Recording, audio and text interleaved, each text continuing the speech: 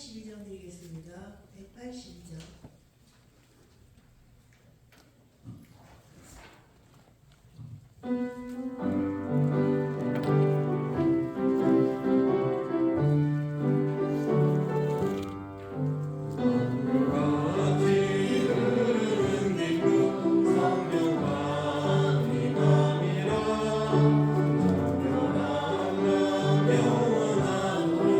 주의 원초 되게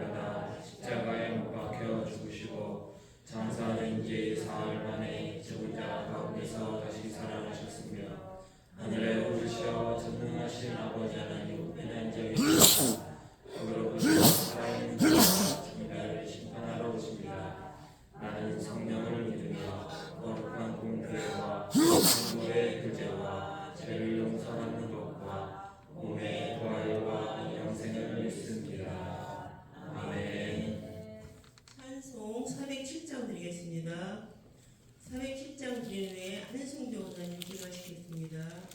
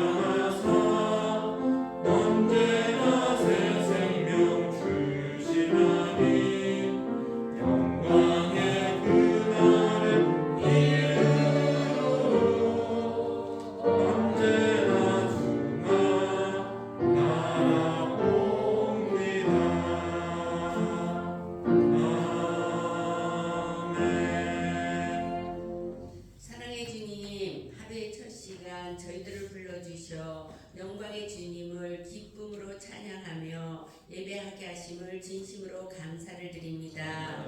무더위로 지친 저희들의 심령을 말씀과 기도로 새롭게 하셔 예수님을 깊이 생각하며 그분의 뜻을 이루어드리는 삶으로 인도하여 참된 신앙으로 승리하게 도와주시옵소서.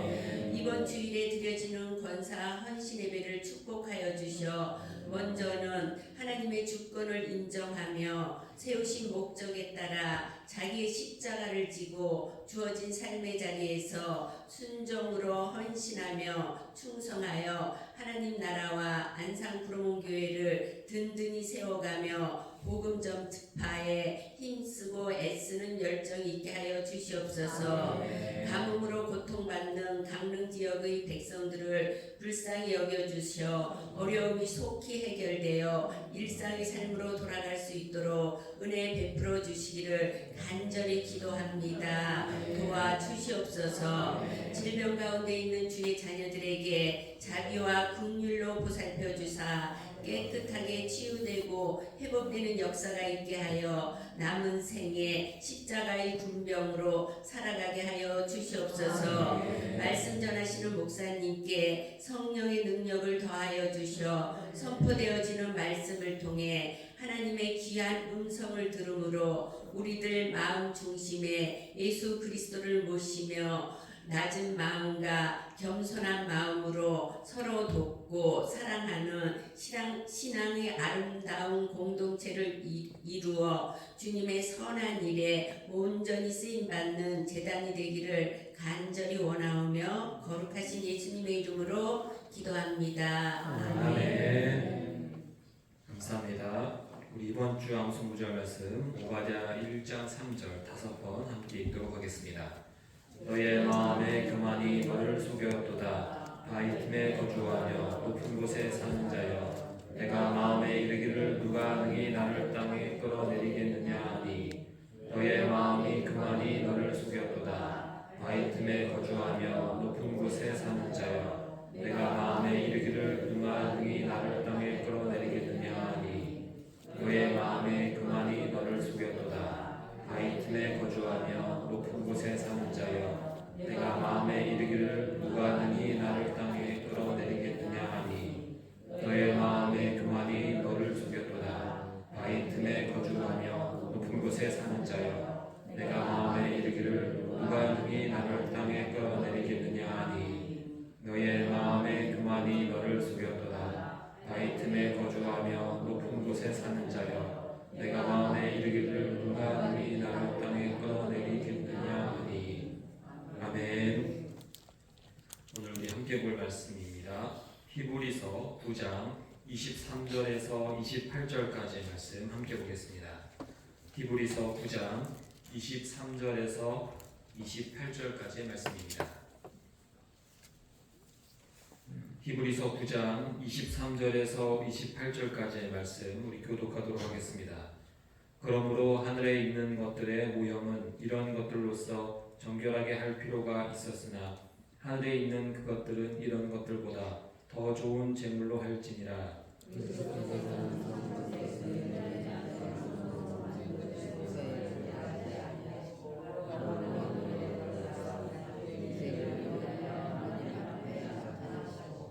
대제사장이 해마다 다른 것의 피로써 성소에 들어가는 것 같이 자주 자기를 드리려고 아니하실지니,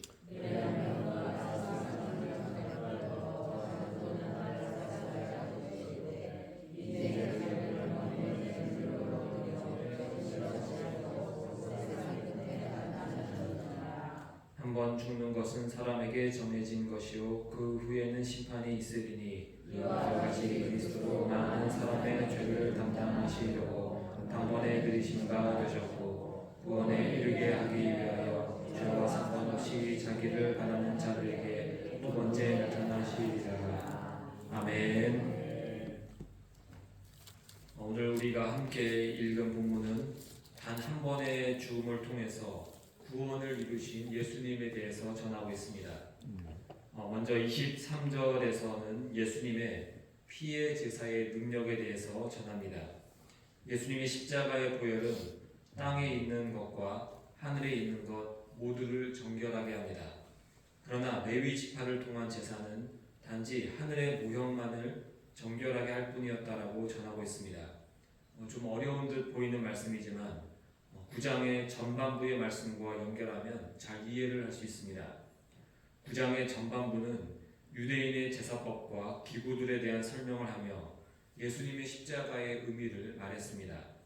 유대인들의 제사법은 결국 예수님의 십자가의 제사를 미리 보여주는 그림자 역할을 하였습니다. 그림자는 본체를 자세히 보여줄 수 없을 뿐 아니라 또 그 본체가 될 수도 없습니다. 단지 그림자를 통해서 본체의 모습은 이렇겠구나라고 어렴풋이 알 수 있을 뿐입니다. 그래서 십자가 구원을 그림자처럼 보여주는 구약시대 레위지파의 제사는 임시적이며 불완전한 제사가 됩니다. 죄를 지을 때마다 계속 제사를 반복해서 드려야 합니다. 죄를 계속 짓는 죄인은 당연히 무한한 피해 제사를 드려야 합니다. 끝이 나지 않는 것입니다. 이 피해 제사는 그 자체로는 온전하지 않고 끝도 없는 불완전한 제사가 됩니다. 결국 예수님을 통한 죄 사함을 미리 보여주는 역할을 하였을 뿐입니다. 우리는 구약 제사를 통해서 예수님의 십자가 죄 사함의 의미를 알아야 하지 구약 제사 그 자체를 구원의 방법으로 받아들여서는 안 됩니다. 이러한 지식을 통해서 23절이 이어지고 있습니다. 구약의 제사는 하늘에 있는 것들의 모형을 상징적으로 보여줍니다. 성막, 법궤, 떡, 분향단 같은 것은 그 자체로 의미가 있는 것이 아니라 그 안에 진리를 보여주는 역할을 할 때 의미가 있습니다. 성막을 통해서 예수님을 알고 하나님의 뜻을 우리가 알아야 합니다. 하나님께서는 보이지 않는 하늘의 일들을 우리에게 보여주시기 위해서 눈에 보이는 성막의 제도나 기구를 구약시대에 사용하신 것입니다. 그래서 구약에서 보여준 것들은 하늘에 있는 것의 실체가 아니라 모형에 불과하다라고 말하는 것입니다. 하늘의 실체를 땅의 존재가 잘 이해하기 쉽도록 땅의 방법으로 유대인들에게 주신 것입니다. 이렇게 하늘의 모형은 레위 지파가 땅에서 드리는 제사를 통해서 정결하게 될 수는 있습니다. 단지 모형이기 때문에 땅의 제사가 쓰여질 수도 있다는 것입니다.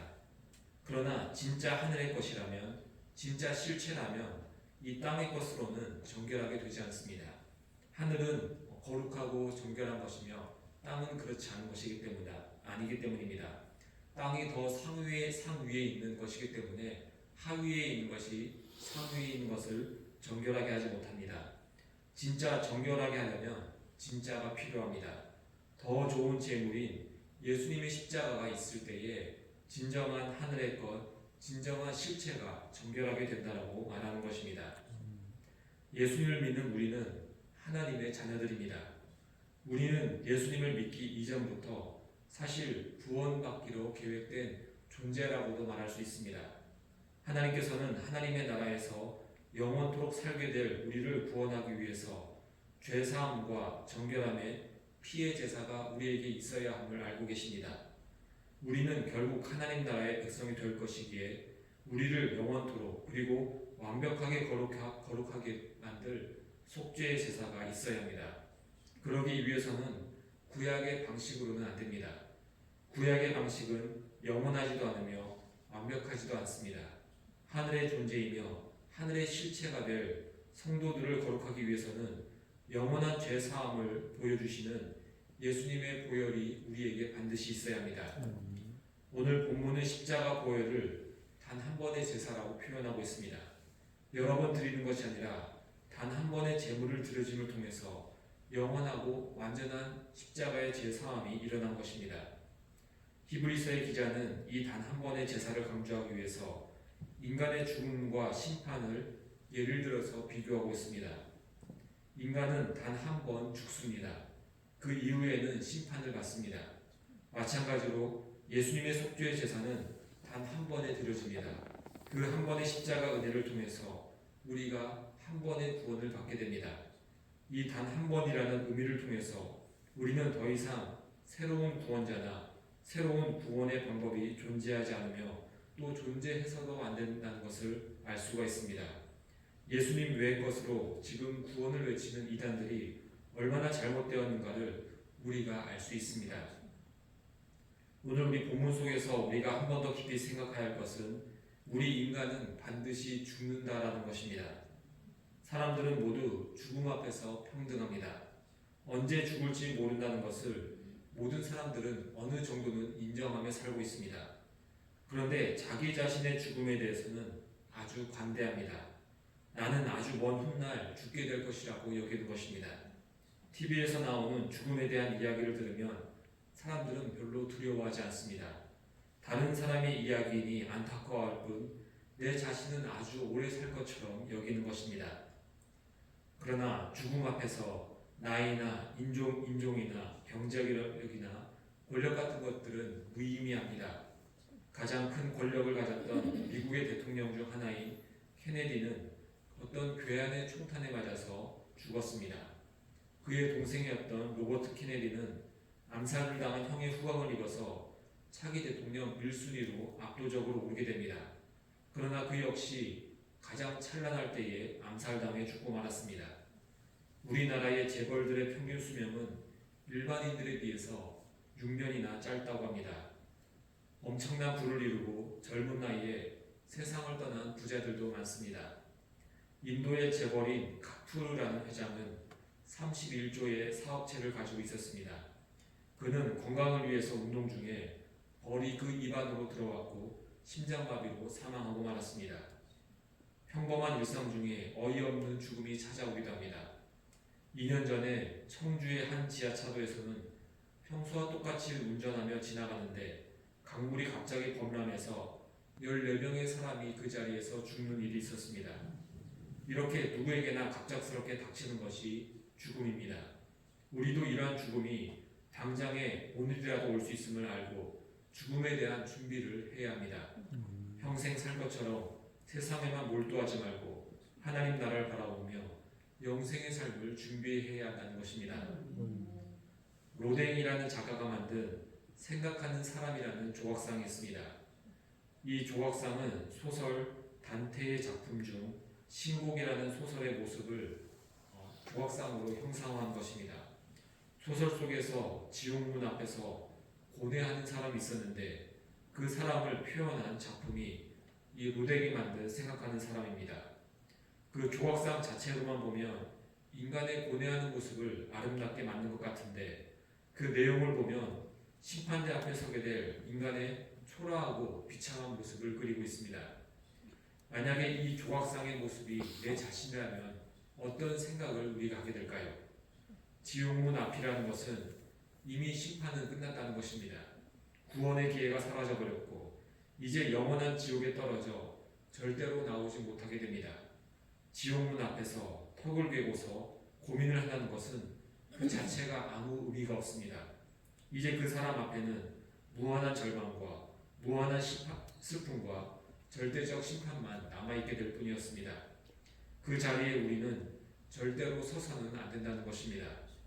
그래서 우리는 생각하는 사람이라는 그 조각상을 보면서 이 땅에서 먼저 생각을 하는 사람이 되어야 함을 깨달아야 합니다. 이 땅에서 어떻게 하면 구원에 이를지 고민해야 하고 그 방법을 찾았다면 명렬하게 그것을 붙잡아야 할 것입니다. 우리는 다행히 그 방법을 알고 있습니다. 예수님을 믿는 것, 그것이 유일한 구원의 방법입니다. 우리는 예수님을 믿음으로 구원을 받았으니 우리가 살아있을 동안 열심히 그리고 최선을 다해서 믿음을 지키고 구원받을 만한 믿음의 성숙을 이루어 나가야 합니다. 그래야 우리가 지옥문 앞에서 헛된 고민을 하지 않는 사람이 될 수 있는 것입니다. 최근에 우리나라의 수명을 보니 7, 80세가 된다라고 말하고 있습니다. 우리가 하나님 앞에 서게 될 날수를 스스로 계산해 보면 3, 40년이 남는 분도 있을 것이고 10년도 채 안 남는 분도 있을 수 있습니다. 우리 모두 앞으로 남은 정말 짧은 시간 속에서 주님 앞에 서게 될 준비를 해야 한다는 것입니다. 남은 시간을 육신의 즐거움을 위해서 살아서는 안 될 것입니다. 하나님의 영광을 위해서 우리가 살아가야 합니다. 그러기 위해서는 하나님의 영광이 무엇인지도 공부해야 하고 알게 된 대로 행동도 해야 합니다. 그냥 저절로 되는 일은 없습니다. 열심히 찾고 구하는 자는 주님의 뜻을 발견하고 그 뜻대로 행하는 삶을 살 것이고 그렇지 않다면 어떻게든 되겠지라는 두리뭉실한 신앙생활을 하다가 준비 없이 주님 앞에 서게 될 것입니다. 예수님께서는 이렇게 연약하고 무력한 우리를 위해서 단 한 번의 피의 제사를 드려 구원의 길을 열어놓으셨습니다. 인간의 죽음을 해결할 구원이라는 문제는 더 이상 인간이 알지 못하는 신비하거나 모호한 영역이 아니게 되었습니다. 예수님께서 십자가에서 모든 길을 열어놓으셨기 때문입니다. 구원은 예수님을 믿음으로 확실하게 결정할 수 있습니다. 한 번 죽는 것을 결정하신 하나님께서 한 번의 십자가 제사를 통해 영원히 나를 구원하셨음을 믿는 믿음으로 살아가는 우리 모두가 되기를 소망합니다. 함께 기도하겠습니다. 하나님, 계속해서 죄를 지는 우리는 무한한 피의 제사를 드리며 결국에는 이스라엘의 멸망처럼 멸망당할 수밖에 없는 그러한 존재였습니다. 그러나 예수님의 단 한 번의 십자가를 통해서 이제 우리가 단 한 번의 구원을 통해 모든 것을 용서받으며 구원받을 길이 생겼습니다. 이러한 귀중한 십자가 은혜를 우리가 붙잡게 하시고 이제 우리가 그것을 전하며 주님의 뜻대로 살아가는 자들에게 인도하여 주옵소서. 주님의 은혜 감사해서 박웅란 집사님, 고순정 권사님, 사라 김갑중 집사님, 부자영 부담인, 신동현 신율, 홍석호 각현아 집사님, 이미숙 집사님, 전정미 집사님, 이송희 정정 권사님, 이성민 김보미 하주지우, 최시원 최수와 주님께 1,000번째 감사함 드립니다. 예물 드린 손길 기도하는 영혼들, 이 시간 우리가 기도로서 주님 앞에 서게 될 준비를 하며 나아가오니 성령으로 주님께서 이 시간 함께하여 주옵소서. 이 모든 것 예수 그리스도의 이름으로 기도합니다. 아멘. 하늘에 계신 우리 아버지, 아버지의 이름을 거룩하게 하시며 아버지의 나라가 오게 하시며 아버지의 뜻이 하늘에서와 같이 땅에서도 이루어지게 하소서. 오늘 우리에게 일용할 양식을 주시고 우리가 우리에게 잘못한 사람을 용서하여 준 것 같이 우리들을 용서하여 주시고 우리를 시험에 빠지지 않게 하시고 악에서 구하소서. 나라와 권능과 영광이 영원히 아버지의 것입니다. 아멘. 이 시간 우리 함께 기도할 때에 우리가 계속해서 기도하고 있는 예비신자들의 구원을 위해서 또 우리의 전도의 모습을 위해서 기도하겠습니다. 몸이 아픈 환우분들 위해서 함께 기도하시겠고 이번 주 있을 우리 권사원 신예배 위해서 함께 기도하겠습니다. 나라와 민족을 위해서 또 우리나라와 또 미국의 여러 가지의 관계들 위해서 남북한의 관계 위해서 세계 평화 위해서 기도하는 시간 갖도록 하겠습니다. 주여 한번 외치고 다 함께 기도하겠습니다. 주여. 하나님 아버지 감사합니다. 주님의 그 단 한 번의 십자가 은혜를 통해서 거룩하게 된 우리들이 주님 앞에 서서 기도하오니 하나님 우리가 기도할 때 주님께서 들으시고 응답하시며 우리가 더욱더 주님의 뜻을 구하며 주님의 뜻대로 살아갈 수 있는 힘과 능력 얻는 이 시간 되게 인도하여 주옵소서.